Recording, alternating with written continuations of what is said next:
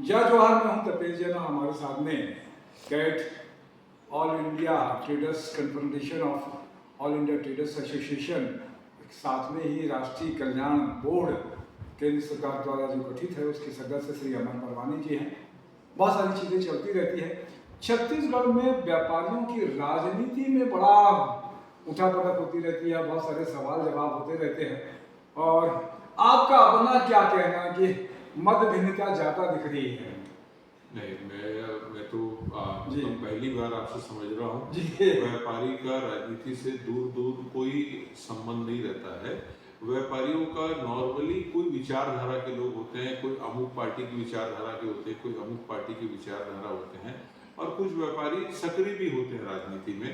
तो हर किसी का अपना अपना रहता है। नॉर्मली आप देखेंगे प्रदेश में हम लोग 12 लाख व्यापारियों का प्रतिनिधित्व करते हैं। मैं तो पूरा प्रदेश का दौरा करता हूँ, और जिला, तहसील और छोटी छोटी जगह हो, बड़ी से बड़ी जगह हो, हम लोग ट्रैवल करते हैं। मैंने ऐसा कोई राजनीति कर व्यापारियों के बीच में तो मैंने अभी तक आपसी मतभेद बहुत ज्यादा है, आपसी राजनीति जिसको कहते हैं। नहीं, देखिए आज जो आप मतभेद की बात कर रहे हैं, अगर आपके परिवार में 4 लोग हैं, मनभेद नहीं होना चाहिए। मतभेद होने से मंथन होता है, मंथन होता है तो कोई अच्छी चीज निकल के आती है।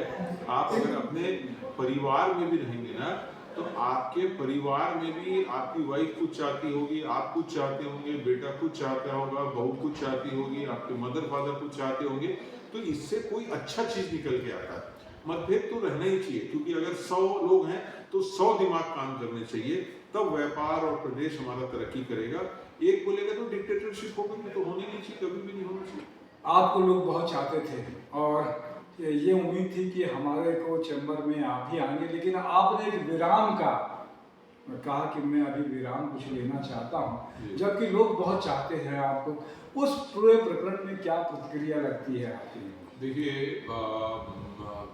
हम लोगों ने एक संविधान संशोधन की बात हुई थी। संविधान संशोधन पूरी प्रक्रियाओं का पालन करते हुआ था, और हमारे जो कुछ वरिष्ठ साथी हैं, उनको लगा, वरिष्ठ साथी बोले मतलब जो हमारे सामने के पैनल के लोग हैं, उनको लगा कि शायद हम लोगों ने पालन नहीं किया है। तो पहले उन्होंने एक आपत्ति दर्ज करी रजिस्ट्रार के सामने कि संविधान संशोधन पास नहीं होना चाहिए। तो उन्होंने पूरी आपत्ति वगैरह सब सुनने के बाद उन्होंने संविधान संशोधन कर दिया। उसके बाद वापस से ही फिर उन्होंने अपील की, वो अपील भी खारिज हुई। फिर नए संविधान के हिसाब से जो भी चुनाव की प्रक्रिया चालू हुई, तो एक ये लग रहा था कि हर कोई ये बोला था कि संविधान संशोधन इसलिए हुआ है कि अमर परवानी अपने पद में बना रहना चाहता। अब लोग सेवा के माध्यम से आना चाहते हैं, तो जो सेवा वाली बात है,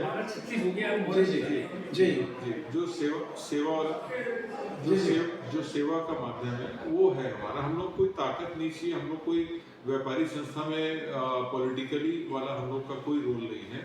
तो हम लोग का ये तोहमत आ रहा था कि मैं अपने लिए संविधान संशोधन कर रहा, तो ऐसी कोई बात नहीं। अच्छा, उसको आपने रेक्टिफाई कर दिया? उसको रेक्टिफाई करने के लिए मैंने ये तय किया कि मैं चुनाव नहीं लड़ूंगा। ये कारण था, बाकी कोई कारण नहीं। चलिए, और भी चर्चा करेंगे। मैं तपेश जैन साहब ने आपने समय दिया।